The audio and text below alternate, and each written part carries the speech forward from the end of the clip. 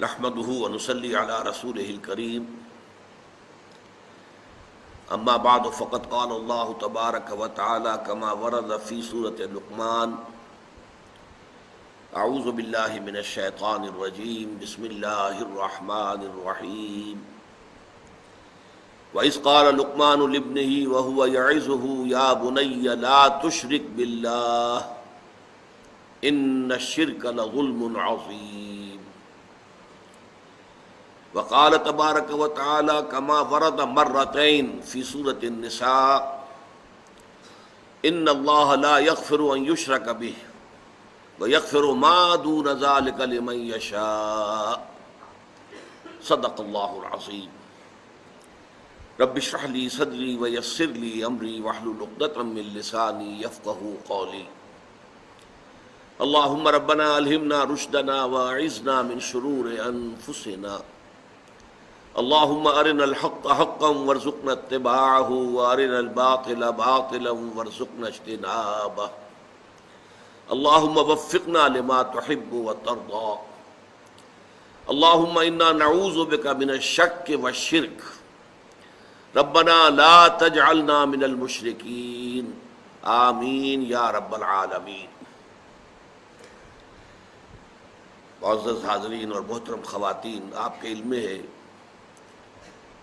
کہ آج ہمیں ایک نہایت اہم موضوع پر گفتگو کرنی ہے، حقیقت و اقسام شرک۔ آپ کے علم میں ہے کہ اسلام دین توحید ہے، اور توحید کی ضد یا اس کا اینٹونیم یا اس کا مخالف شرک ہے۔ تو واقعہ یہ ہے کہ اگر انسان غور سے کام لے، تدبر کرے اور بصیرت کے ساتھ باتوں پر غور کر سکے، تو اسے یہ معلوم ہو جائے گا کہ ہمارے دین کی روح سے جو بھی خیر ہے، بھلائی ہے، حق ہے، خواہ اس کا تعلق عقائد سے ہو، نظریات سے ہو، خیالات سے ہو، افکار سے ہو، اعمال سے ہو، اخلاق سے ہو، وہ سب در حقیقت نقطہ توحید کی تفسیریں ہیں۔ ان سب کا تعلق کہیں نہ کہیں جا کر جو شجرہ طیبہ ہے توحید کا، اسے جڑ جائے گا۔ یہ سب کرونریز ہیں اصول توحید کی۔ اور اس کے برعکس شر، گمراہی، باطل، چاہے وہ خیالات سے متعلق ہو، نظریات و افکار سے متعلق ہو، عقائد سے متعلق ہو، یا اعمال سے متعلق ہو، اخلاق سے متعلق ہو، نیتوں سے متعلق ہو، شر جو بھی ہے وہ در حقیقت شجرہ خبیثہ جو شرک کا ہے اسی کے ثمرات ہیں۔ اس کا تعلق کہیں نہ کہیں جا کر شرک سے جڑ جائے گا۔ یہ جو ہماری آج کی گفتگو ہے، جو شاید 3 یا 4 نشستوں میں مکمل ہو سکے گی، یہ ہمارے مطالعہ قرآن حکیم کے منتخب نصاب کا جو درس ثالث تھا، سورہ لقمان کے دوسرے رکوع پر مشتمل، یہ اس کے ضمیمے کی حیثیت رکھتا ہے، اس لیے کہ اس میں حضرت لقمان کی پہلی جو نصیحت اپنے بیٹے کے نام آئی، یا بنی لا تشرک باللہ ان الشرک لظلم عظیم، اے میرے بچے اللہ کے ساتھ شرک ہرگز مت کیجو، اس لیے کہ شرک بہت بڑا ظلم ہے، بہت بڑا ظلم ہے۔ اور یہ میں آپ کو بتا چکا ہوں کہ شرک میں یہ ظلم 2 میں سے ایک شکل اختیار کرتا ہے، یا تو اللہ تعالیٰ کو اس کے مقام رفیع سے گرا کر کسی اعتبار سے مخلوقات کی صف میں لا کر کھڑا کر دیا جاتا ہے، یہ بھی ظلم ہوا، اور یا مخلوقات میں سے کسی کو اٹھا کر محبت کے غلوب میں، عقیدت کے غلوب میں، مخلوق میں سے کسی ہستی کو اٹھا کر اور کسی پہلو سے، کسی اعتبار سے اللہ کے برابر کر دیا، یہ بھی ظلم ہے۔ امام راغب رحمۃ اللہ علیہ نے لفظ ظلم کی تشریح کی ہے، وضع الشیء فی غیر محلہ، کسی شے کو اس کے اصل مقام سے ہٹا دینا، اور یہ کسی شے کو اس کے اصل مقام سے ہٹا دینا اما بنقصان، یا تو اس میں کوئی کمی کر دینا، او زیادتن یا کوئی زیادتی کر دینا، وَإِمَّا بِعُدُولٍ عَنْ وَقْتِهِ وَمَكَانِهِ، یا اس شے کا جو وقت ہے معین اور جو اس کا مرتبہ اور مکان ہے، یہ اس میں ظرف کے دونوں پہلو آ گئے، ظرف زمان ظرف مکان، اس میں اس کے اصل مقام سے اسے ہٹا دینا۔ تو ان الشرک لظلم عظیم۔ پھر میں آپ کو بتا چکا ہوں سورہ نساء میں 2 مرتبہ یہ آیت آئی جو میں نے آج بھی تلاوت کی ہے آغاز میں، ان اللہ لا یغفر ان یشرک بہ، یہ آیت نمبر 48 اور 116 یہ آیات ہیں سورہ نساء کی۔ اللہ تعالیٰ فرماتے ہیں ان اللہ لا یغفر ان یشرک بہ، اللہ اس سے تو ہرگز معاف نہیں فرمائے گا کہ اس کے ساتھ شرک کیا جائے، وَيَغْفِرُ مَا دُونَ ذَلِكَ لِمَن يَشَاءُ، البتہ جو بھی اس سے کمتر ہوگا اس کو اللہ تعالیٰ بخش دے گا جس کو چاہے گا۔ اس میں بھی یہ واضح رہنا چاہیے کہ یہ اوپن لائسنس نہیں ہے کہ باقی سارے گناہ بخش دیے جائیں گے، لازماً نہیں، امید کی جا سکتی ہے۔ شرک سے بھی آدمی اس کے گناہ کے عذاب سے بچ سکتا ہے اگر توبہ کر لے، مرنے سے پہلے توبہ کرنے کی توفیق ہو گئی تو بچ جائے گا، لیکن بغیر توبہ کے شرک سے بچنے کا کوئی سوال نہیں، اس کے عذاب سے، اس کی سزا سے۔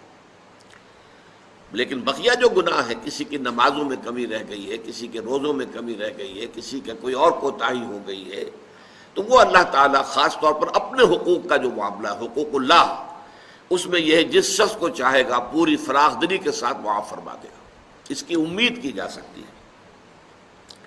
یہ تو ایک پہلو ہوا شرک کی اہمیت کا کہ اللہ تعالیٰ نے فرما دیا صاف صاف کہ اس کو میں نہیں بخشوں گا، نہیں معاف کروں گا۔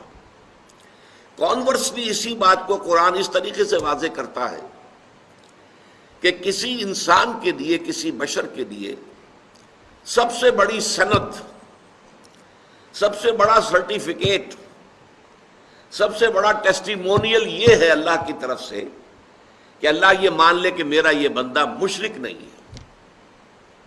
جو شرک سے بچ گیا گویا کہ وہ بہت بلند مقام پر پہنچ گیا۔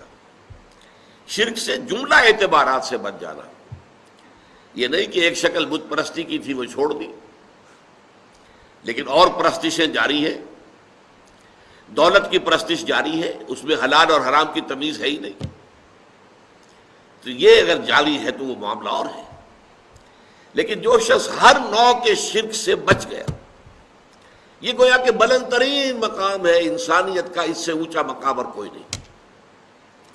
یہی وجہ ہے کہ آپ قرآن مجید پڑھتے ہیں، تلاوت کرتے ہیں، حضرت ابراہیم علیہ السلام کا جہاں ذکر آتا ہے ان کے محامد اور ان کے محاسن، ان کے مقامات بلند جو مختلف امتحانات میں سے وہ گزرے ہیں، ان کا تذکرہ کر کے آخری بات جو کہی جاتی ہے وَمَا كَانَ مِنَ الْمُشْرِكِينَ، ابراہیم مشرکوں میں سے نہیں تھے، وہ ہر نوع کے شرک سے پاک ہو چکے تھے، ان کا دامن کسی بھی نوع کے شرک سے ملوث نہیں تھا۔ حالانکہ حضرت ابراہیم کا آپ کو معلوم ہے مقام کیا ہے، ایک طرف تو آپ کو معلوم ہے وہ ابو الانبیاء ہے، ان کی اولاد میں سینکڑوں نبی پیدا ہوئے، سارے انبیاء بنی اسرائیل انہی کی نسل میں سے ہیں نا۔ اسرائیل کون تھے؟ حضرت ابراہیم کے پوتے، حضرت یعقوب ابن اسحاق ابن ابراہیم علیہم الصلاۃ والسلام، ان کی نسل میں جتنے بھی آئے۔ پھر سید المرسلین، آخر الانبیاء، خاتم النبیین محمد الرسول اللہ، وہ بھی حضرت ابراہیم کی نسل میں سے آئے، حضرت اسماعیل کی اولاد۔ تیسری شاخ ایک اور تھی حضرت ابراہیم کی اولاد کی، بنی قطورہ، ان میں بھی انبیاء آئے جن میں سے ایک کا نام بہت مشہور ہے حضرت شعیب علیہ السلام۔ تو سینکڑوں انبیاء، ابو الانبیاء ہیں یہ۔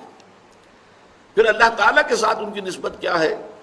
خلیل اللہ، واتخذ اللہ ابراہیم خلیلا، یہ سورہ نساء ہی میں آیت نمبر 125 میں فرمایا گیا، اللہ نے ابراہیم کو تو اپنا خلیل بنا دیا، دوست بنا دیا۔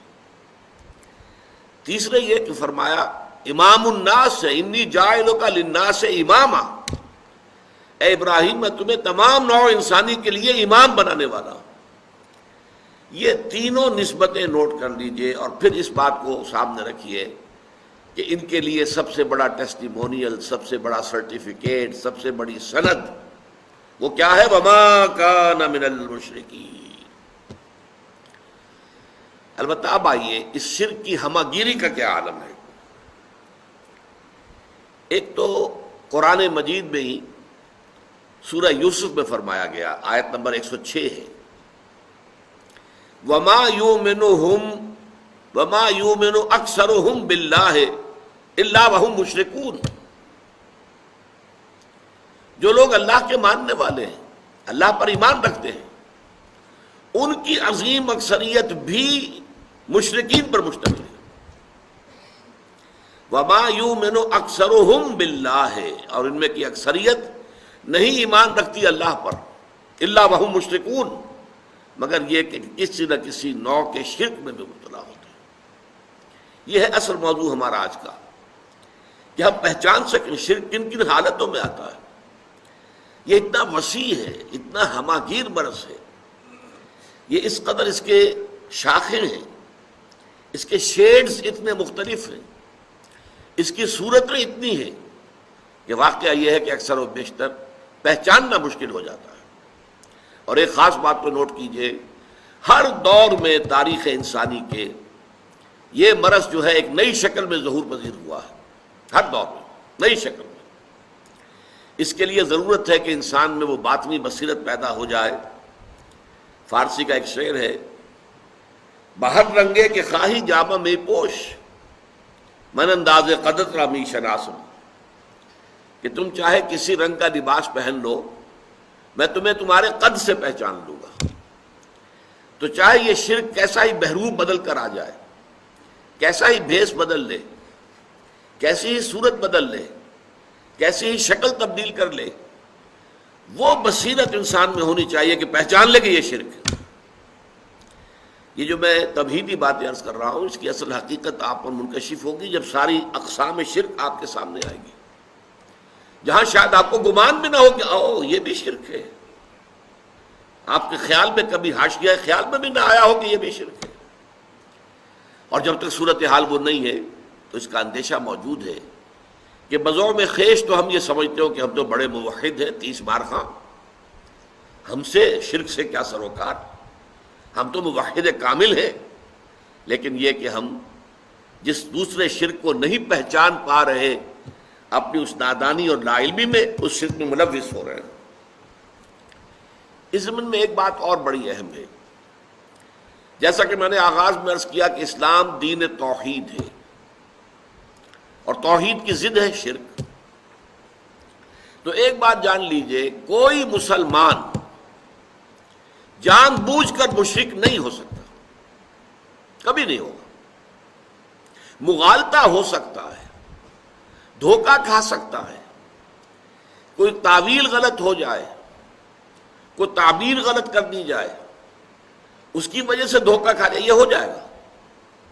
لیکن جان بوجھ کر شرک کرنا، اس لیے کہ ظاہر بات ہے کہ مسلمان کا خمیر جس مٹی سے اٹھا ہے، اور ظاہر بات ہے قرآن مجید پر اس کا ایمان ہے، جس درجے شدت کے ساتھ، تکرار کے ساتھ، اعادے کے ساتھ شرک کی نفی کی گئی ہے، اس کے ہوتے ہوئے اس کے پیش نظر یہ گمان نہیں کیا جا سکتا کوئی مسلمان، کوئی کلمہ گو جان بوجھ کر شرک میں ملوث ہوگا۔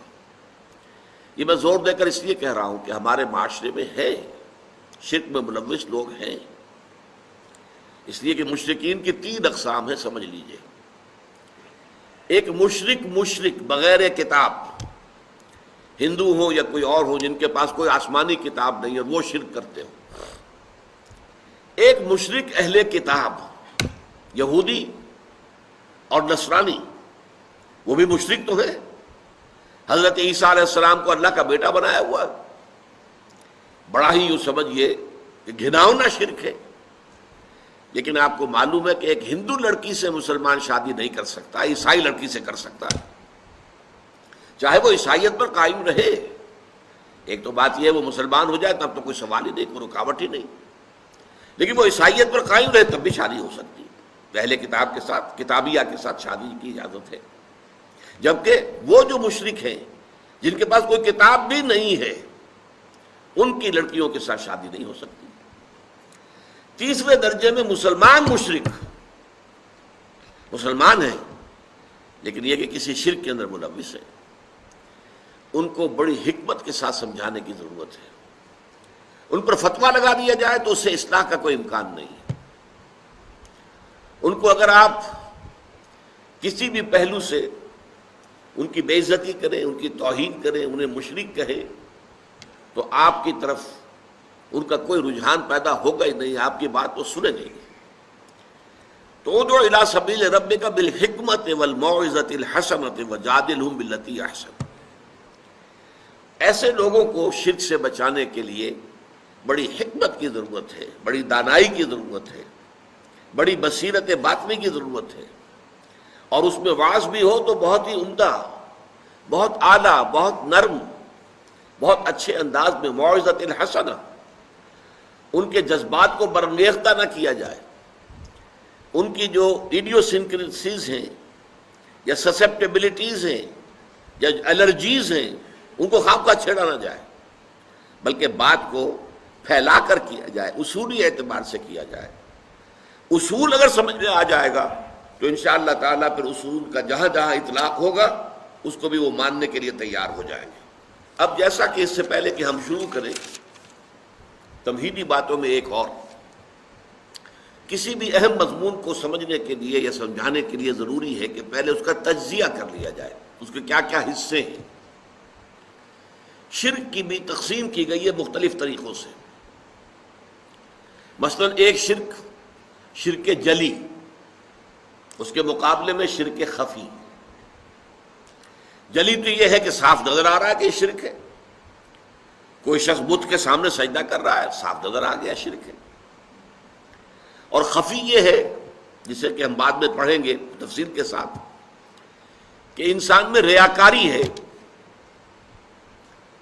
حدیث میں آتا ہے کہ اگر تم نماز پڑھ رہے ہو اور تم یہ دیکھو کہ کوئی شخص تمہیں دیکھ رہا ہے تو تم سجدہ لمبا کر دو تو یہ شرک ہے۔ پہلے تمہارا سجدہ فرض کیجئے 10 سیکنڈ کا تھا، جب تم نے دیکھا کہ کوئی تمہیں دیکھ رہا ہے تو اب اس کے اوپر اپنے تقویٰ، اپنے تدین، اپنی نیکی کا روب جھاڑنے کے لیے اب آپ نے 5 سیکنڈ کا اضافہ کر دیا، 15 سیکنڈ کا سجدہ کیا۔ یہ 5 سیکنڈ کس کو سجدہ کیا آپ نے؟ یہ اللہ کے لیے نہیں ہے، یہ اس شخص کو دکھانے کے لیے ہے۔ یہ شرک خفی ہے۔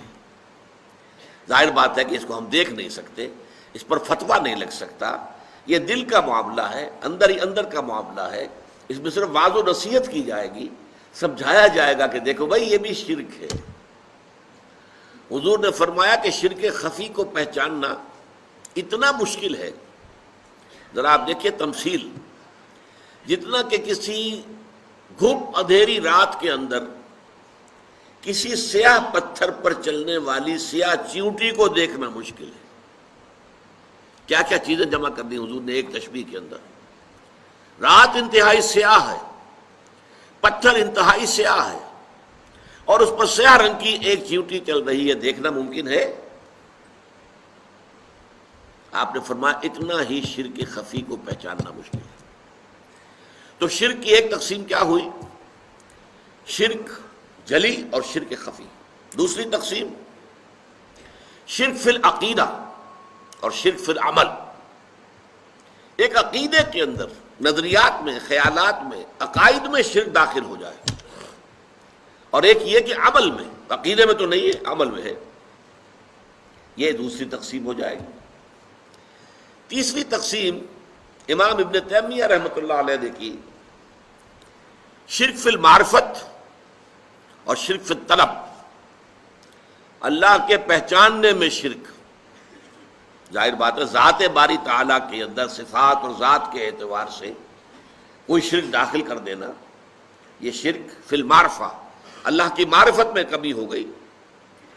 اور شرک فی الطلب کیا ہے؟ یہ ذرا بات سمجھنے کی ہے۔ ایمان کا تقاضا، توحید کا تقاضا کیا ہے؟ تمہارا مطلوب و مقصود اللہ کے سوا کوئی نہ رہے۔ لا مطلوب الا اللہ، لا مقصود الا اللہ۔ اگر اللہ کے سوا بھی کوئی تمہارا مطلوب اور مقصود بن گیا، یہ شرک ہے۔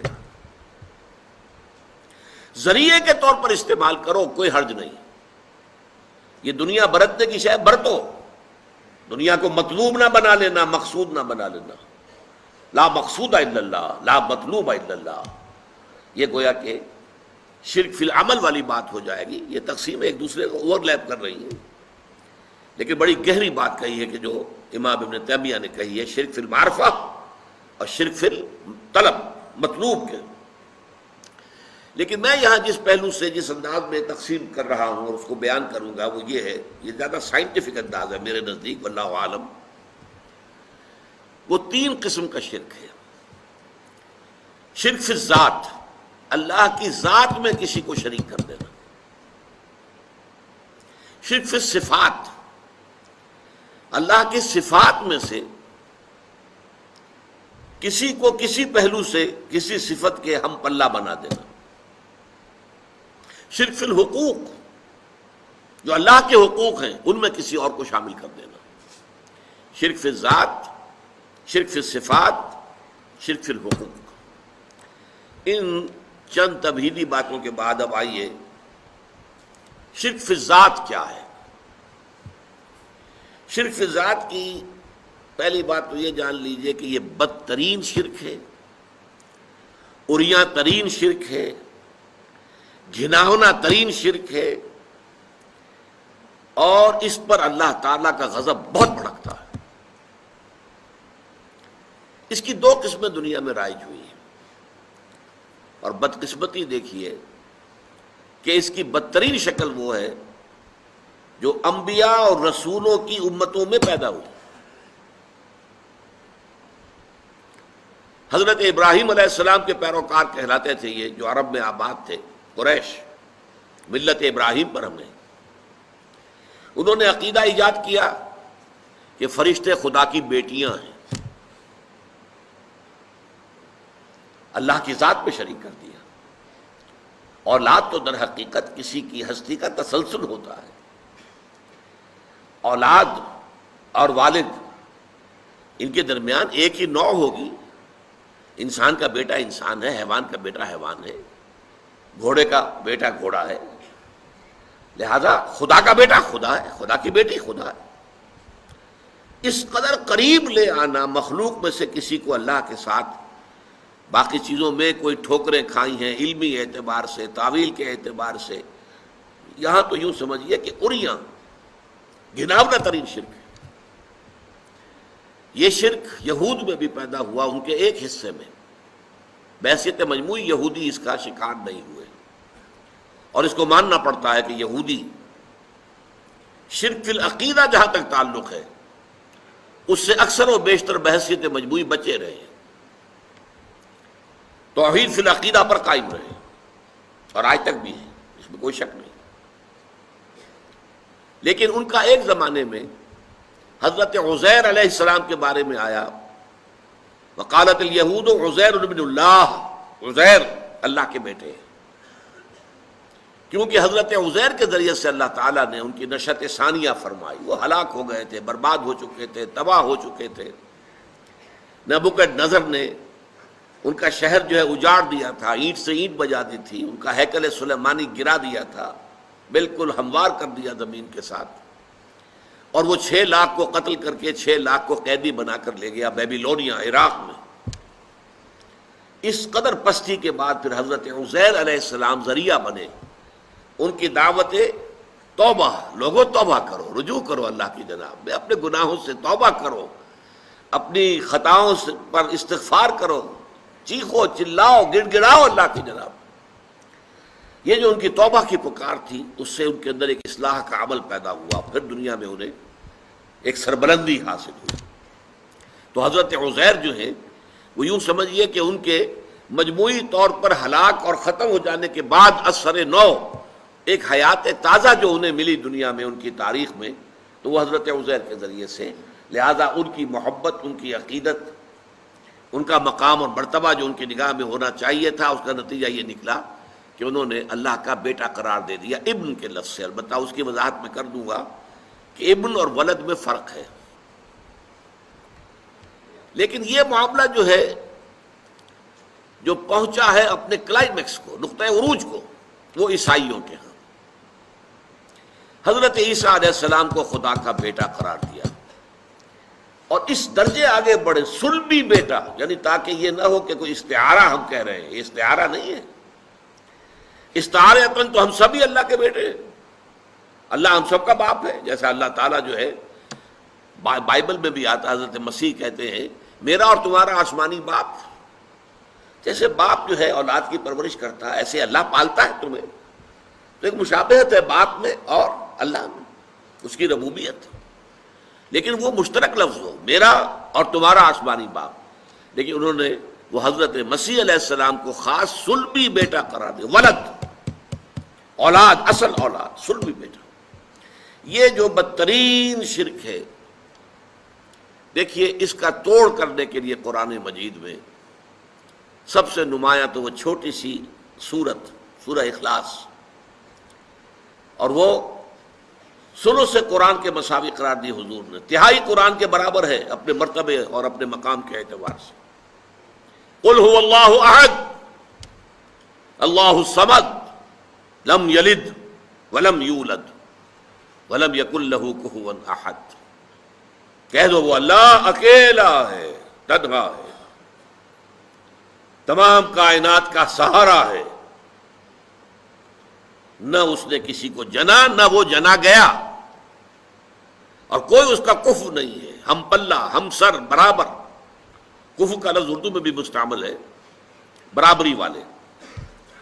تو چونکہ اولاد جو ہے وہ تو آپ کو معلوم ہے کہ پنجابی میں ایک لفظ استعمال ہوتا ہے شریکہ، یہ چچا تائے کے بیٹے جو ہیں یہ شریکہ ہوا نا ان کا، تو یہ تو گویا کہ اگر اللہ کے ساتھ کسی کو بیٹا بیٹی بنا دیا جائے تو شریکہ ہو گیا اللہ کے ساتھ، اور شریکہ جو ہے وہ دشمنی کی بنیاد ہوتی ہے۔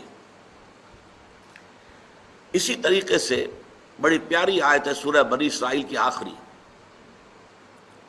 قل الحمد للہ الذی لم یتخذ ولدا ولم یکن لہ شریک فی الملک ولم یکن لہ ولی من الذل وکبرہ تکبیرا۔ کہہ دو کل تعریف، کل ثنا، کل حمد اس اللہ کے لیے ہے جس نے کسی کو اپنا بیٹا نہیں بنایا، اور نہ ہی اس کا کوئی شریک ہے بادشاہت میں، نہ ہی اس کا کوئی دوست ہے کسی کمزوری کی وجہ سے، اور تکبیر کرو اس کی جیسا کہ اس کی تکبیر کا حق ہے۔ اسی طرح سورہ کہف کے شروع میں فرمایا جس پر جو غضب آیا ہے، وَيُنذِرَ الَّذِينَ قَالُوا اتَّخَذَ اللَّهُ وَلَدًا مَا لَهُم بِهِ مِنْ عِلْمٍ وَلَا لِآبَائِهِمْ كَبُرَتْ كَلِمَةً تَخْرُجُ مِنْ أَفْوَاهِهِمْ إِنْ يَقُولُونَ إِلَّا كَذِبًا۔ یہ قرآن ہم نے محمد پر اس لیے نازل کیا کہ وہ خبردار کر دیں ان لوگوں کو جنہوں نے یہ کہا ہے کہ اللہ نے کسی کو اپنا بیٹا بنایا، ان کے پاس اس ضمن میں کوئی علم نہیں ہے، یہ ٹامکٹوئیاں مار رہے ہیں، ان کے من گھڑت خیالات ہیں، اور جتنی بڑی بات ان کے منہ سے نکل رہی ہے اللہ کے جناب میں گستاخی کی، کبرت کلمۃ تخرج من افواہہم، بہت بڑی گستاخی والی بات ہے جو ان کے منہ سے نکل رہی ہے، ان یقولون الا کذبا، اور وہ کچھ نہیں کہہ رہے مگر جھوٹ۔ فلعلک باخع نفسک علی آثارہم ان لم یؤمنوا بہذا الحدیث اسفا۔ تو اے نبی شاید کہ آپ ان کے انجام اور ان کے بعد میں جو حالات آنے والے ہیں اس پر صدمے سے اپنے آپ کو ہلاک کر لیں اگر وہ یہ اس قرآن پر ایمان نہ لائے اور اس اپنی شرک سے باز نہ آئے۔ اس ضمن میں جو ضربۂ سنام ہے قرآن مجید کا، ہر موضوع پر قرآن مجید کی ایک چوٹی کسی جگہ پر وہ مضمون جو ہے وہ اپنی انتہائی بلندی پر آ جاتا ہے، انتہائی بلندی پر۔ وہ ضربۂ سنام جو ہے وہ سورہ مریم میں ہے، سورہ کہف کے فوراً بعد سورہ مریم ہے۔ وقالوا اتخذ الرحمن ولدا، انہوں نے کہا کہ رحمان نے کسی کو بیٹا بنایا۔ لقد جئتم شیئا ادا، دیکھو تم بڑی گستاخی کی بات کر رہے ہو، بہت بڑا گستاخی کا کلمہ تم کہہ رہے ہو۔ وہ کتنا بڑا گستاخی کا کلمہ ہے، تکاد السماوات یتفطرن منہ، قریب ہے کہ اس کی وجہ سے، اس گستاخی کی وجہ سے آسمان پھٹ جائیں، وتنشق الارض، اور زمین شق ہو جائے، وَتَخِرُّ الْجِبَالُ هَدًّا، اور پہاڑ دھماکے کے ساتھ زمین پر گر پڑے. أَن دَعَوْا لِلرَّحْمَٰنِ وَلَدًا، انہوں نے رحمان کے لیے بیٹا تجویز کیا. وَمَا يَنبَغِي لِلرَّحْمَٰنِ أَن يَتَّخِذَ وَلَدًا، اور رحمان کے یہ شایان شان ہی نہیں ہے کہ وہ کسی کو بیٹا بنائے. یہ بڑا پیارا نکتہ ہے، اس کو سمجھ لیجئے. شایان شان نہ ہونے کی مراد کیا ہے؟ دیکھیے، بیٹے کی آرزو اس کو ہوتی ہے جو خود فانی ہوتا ہے. مجھے معلوم ہے میں مر جاؤں گا، میرا وجود نہیں رہے گا، میرا بیٹا ہوگا، میرا نام چلے گا. انسان یہ سوچتا ہے کہ میری اپنی ہستی کا تسلسل میرے بیٹے کی شکل میں، بیٹے کے بیٹے پھر پوتے کی شکل میں میری ہستی کا تسلسل ہے. آخر ظاہر بات ہے کہ باپ کے نطفے سے بیٹا پیدا ہوا، بیٹے کے نطفے سے پوتا پیدا، وہ تسلسل تو ہے نا، وہ تسلسل ذات کا موجود ہے. تو در حقیقت بیٹے کی خواہش تو اس کو ہوگی کہ جو خود فانی ہے، جس کو ختم ہو جانا ہے، جس کے لیے دوام نہیں ہے. اللہ تعالیٰ کے لیے تو دوام ہے، ہمیشہ ہمیش، ہمیشہ ہمیش، ہمیشہ ہمیش. اس سے کسی بیٹے کی خواہش کیسے ہو جائے گی؟ وَمَا يَنبَغِي لِلرَّحْمَٰنِ، اللہ کے تو شایان شان ہی نہیں ہے أَن يَتَّخِذَ وَلَدًا، کہ وہ کسی کو اپنا بیٹا بنائے.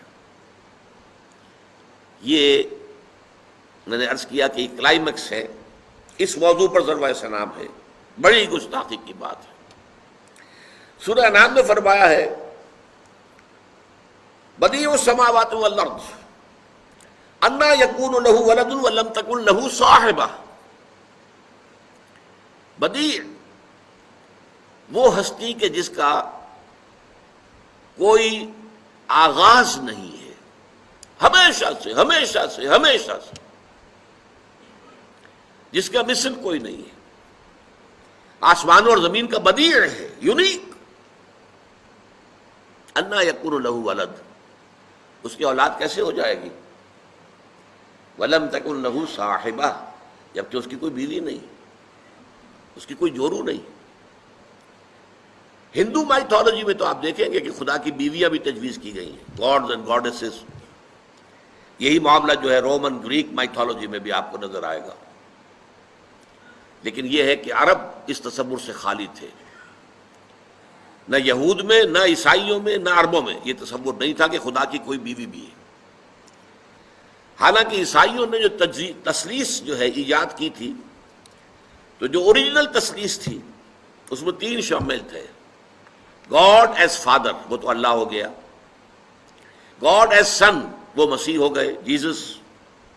گاڈ ایز مدر، حضرت مریم. لیکن انہیں گاڈ ایز وائف نہیں کہا ہے. اللہ کی بیوی انہوں نے قرار دیا. حضرت مسیح کی والدہ، سن کی والدہ تو ہے، مدر آف دی سن، لیکن وہ اللہ تعالیٰ کی جورو یا اللہ کی بیوی قرار نہیں دی گیا. بعد میں انہوں نے اس میں ترمیم کی ہے. اب حضرت مریم کو تثلیث میں سے نکال دیا گیا. قرآن مجید میں ذکر ہے، اس لیے کہ جب قرآن نازل ہوا اس وقت جو ہے وہ تثلیث کے اندر یہ چیز شامل تھی.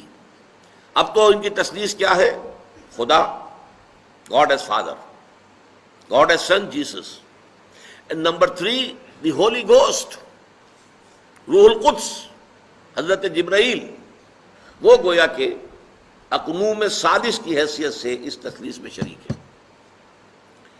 بہرحال قرآن مجید نے کہا بدیع السماوات والارض انا یکون لہ ولد ولم تکن لہ صاحبہ. تم نے بیٹا بیٹی تو قرار دے دیا. اے ابراہیم کے ماننے والوں، اے موسیٰ کے ماننے والوں، اے عیسیٰ کے ماننے والوں، کسی نے اللہ کے لیے بیٹیاں تصنیف کر دی، کسی نے بیٹے تصنیف کر دیے. لیکن یہ تو تم بھی مانتے ہو کہ کوئی اس کی بیوی نہیں ہے. تو بیوی نہیں ہے تو اولاد کیسے ہو جائے گی؟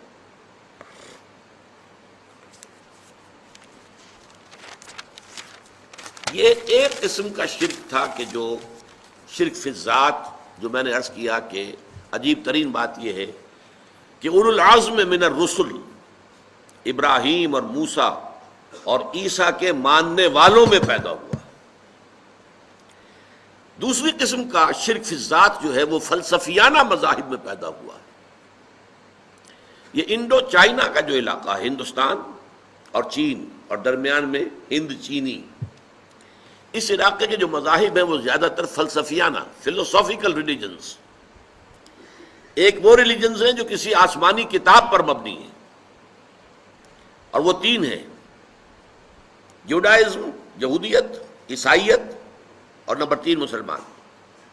باقی یہ مذاہب، گوتم بدھ ایک فلسفیانہ مذہب ہے، اب جو بھی پیش ہوتا ہے دنیا میں گوتم صاحب کے نام سے. جین مت، مہاویر فلسفیانہ مذہب ہے. شنکراچاریہ ایک فلسفیانہ نظریہ ہے. اسی طریقے سے رامانج ایک فلسفیانہ نظریہ ہے. تاؤ فلسفیانہ نظریہ ہے. کنفیوشزم فلسفیانہ ہے. یعنی یہ نوٹ کر لیجئے کہ ہو سکتا ہے کہ ان میں سے کوئی نبی بھی ہو، لیکن ان کے مذاہب، ان کے خیالات، ان کے عقائد کی جو شکل آج دنیا کے سامنے پیش ہو رہی ہے، اس کا کوئی تعلق نہیں جڑتا کسی آسمانی کتاب کی تعلیمات کے ساتھ، بلکہ وہ فلسفیانہ مذاہب فکر ہے. اب فلسفے میں جو بڑا ٹیڑھا مسئلہ آ جاتا ہے، ذرا سمجھ لیجئے، یہ ٹیڑھی بات ہے. اللہ تعالیٰ ہمیشہ سے ہے، میں نے تو آپ سے کہا کہ شرک کے معنی ہی یہ ہے کہ ایک بڑے خدا کو مان کر اور پھر اس کے ساتھ چھوٹے چھوٹے خدا بھی مانے جائیں. تو ایک بڑے خدا کو ماننے کے بعد چھوٹے چھوٹے خداؤں کا ماننا، یہ شرک ہے. تو اللہ تعالیٰ وہ تو ہے قدیم، ہمیشہ سے ہے، ہمیشہ سے ہے، ہمیشہ سے ہے. یہ کائنات حادث ہے، پہلے نہیں تھی، پھر وجود میں آ گئی. ہم حادث ہیں، آسمان اور زمین حادث ہے. لہذا حادث کا اور اس قدیم کا تعلق کیا ہے؟ اس ہستی قدیم نے اس کائنات جو حادث ہے پیدا کیسے کیا؟ دیکھیے، ایک بڑھئی میز بناتا ہے، لیکن اس کے لیے لکڑی اس کے پاس ہونی چاہیے. لکڑی کے بغیر تو نہیں بنا سکتا نا. چنانچہ ہندوؤں میں ایک فلسفہ یہ ہے، خدا بھی قدیم، مادہ بھی قدیم. خدا نے مادے سے یہ کائنات بنا دی، مادہ بھی ہمیشہ سے موجود تھا، میٹر یہ بھی قدیم ہے، خدا بھی قدیم. یہ مسئلہ تو آسان ہو گیا، اگر کوئی 2 مان لے تو سلویت ہو گئی ہے، توحید ختم ہو گئی. ان کے ہاں ایک اور نظریہ بھی ہے، تثلیث، اس معنی میں خدا بھی قدیم، مادہ بھی قدیم، روح بھی قدیم، 3 ہیں قدماء. یہ ان کا ایک اور نظریہ ہے. لیکن جو توحید مانتے ہو ان کے لیے مسئلہ ہے. ذات باری تعالی جو قدیم ہے، ہمیشہ سے ہے، اس نے جو پیدا کیا اس کائنات کو، کیسے پیدا کیا؟ بغیر کسی میٹر کے. تو کیا اپنے وجود کا کوئی ٹکڑا کاٹ کر اس سے بنایا؟ معاذ اللہ، اس کو بھی ہم نہیں کہہ سکتے. اللہ تعالیٰ کی ذات میں کوئی تجزیہ، کوئی تقسیم ہو ہی نہیں سکتی، تو کیسے بنایا؟ یہ ہے مسئلہ بڑا ٹیڑھا فلسفے کا. یہ دین کا مسئلہ نہیں ہے. ہمارے نہ قرآن مجید میں اس پر بحث ہے، نہ احادیث میں. لیکن جو لوگ فلسفی جو ہیں، اب ظاہر بات ہے کہ وہ بال کی کھال جب اتارتے ہیں تو ان کے لیے یہ مسئلہ بڑا ٹیڑھا بن گیا. چنانچہ ان کے ہاں ایک حل اس کا یہ نکلا جسے کہتے ہیں پینتھیزم.